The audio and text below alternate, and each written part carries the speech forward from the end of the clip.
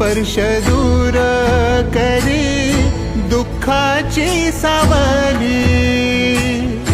गुरु भेटीसाठी झाली जीवाची काहिली। भक्त तुझा गुरुदेवा